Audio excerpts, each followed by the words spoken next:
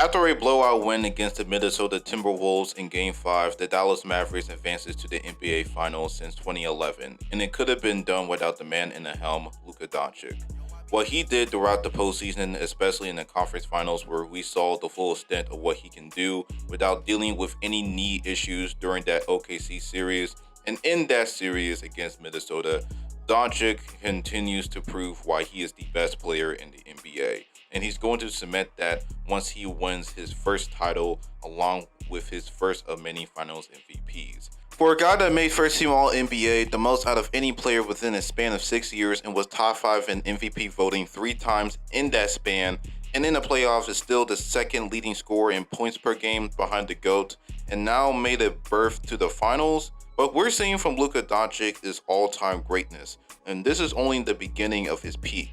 So in this video, I'm finna discuss why we should all respect the greatness of Luka Doncic.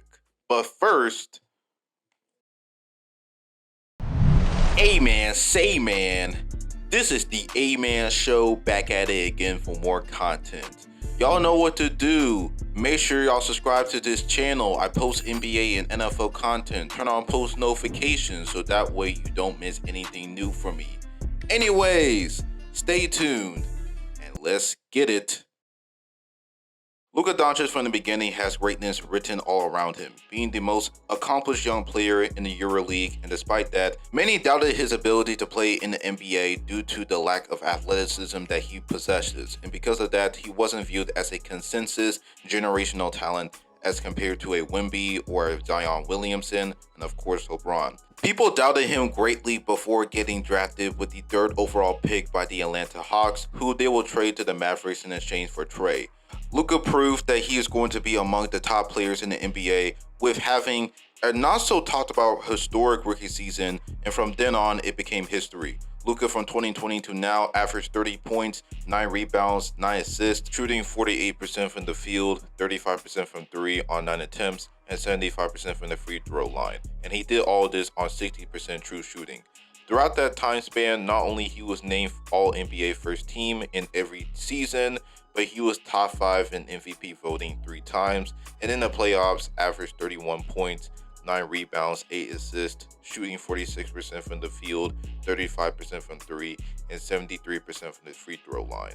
This guy was, for the majority of the time when he was in the playoffs, was the best player throughout. And adding more context, throughout the time span, the man defeated 2 teams that was in the 1st seed in the Western Conference, one of which is the Phoenix Suns, of which they have the best record in the NBA with 64 wins, and Luka Doncic picked them apart in every way, shape, and form.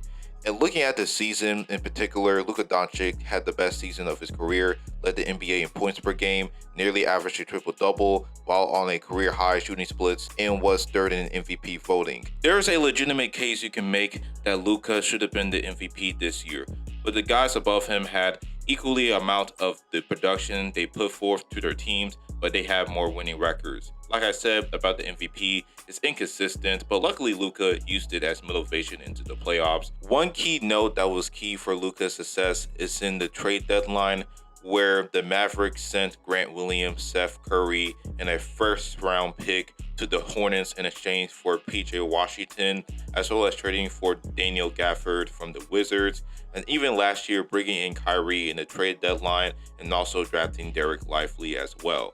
These key moves were monumental towards Luka Doncic's success, even when Doncic is dealing with knee issues throughout the playoffs, which led him towards having shooting issues in the first 2 rounds. But luckily, PJ Washington has emerged as a true 2-way player, especially in that OKC series.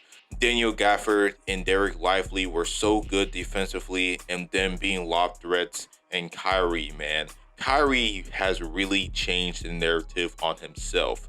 From being one of the biggest divas in the NBA, one of the most hated on players in the league, as well as a guy that is prone to injuries, and overall a guy that is unavailable, to back to a legit second option on a championship team. And in fact, this is the most complete Kyrie we've seen, especially what we saw on the defensive end. He has improved so much defensively throughout the playoffs, and then we get to Luka Doncic.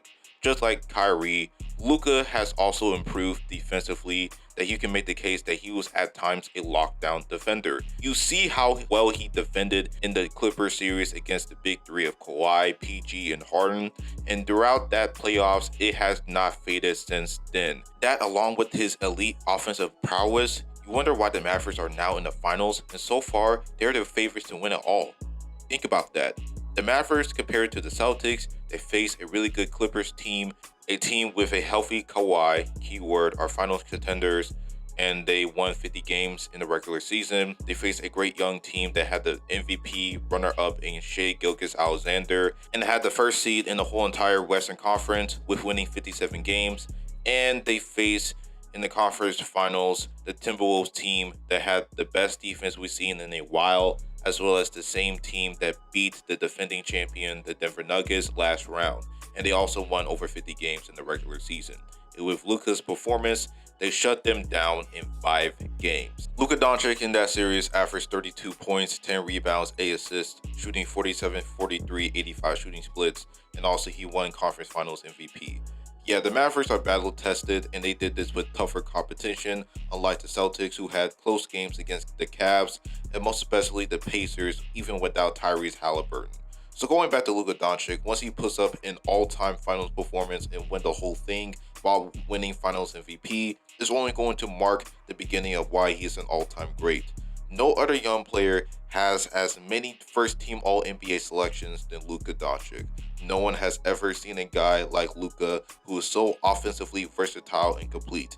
Even though we can make arguments for Jokic as well as a prime Harden, LeBron, and so on and so forth, but I don't think no one who can literally do anything on offense other than Luka. The pull-up game, the step-back game, the floater, the fadeaway, as well as the IQ to pick apart any defense, as well as the court vision. Of course, Jokic may be the greatest offensive player ever, but Luka is the most complete offensive player in NBA history, if I'm making sense. As we go further into the finals and how Luka is going to have iconic, legendary moments of his career, as well as winning the whole thing and winning finals MVP against a 64-win Celtics team, a team that is statistically one of the most dominant teams in NBA history, it is only going to mark the beginning of Luka's case of why he is an all-time great.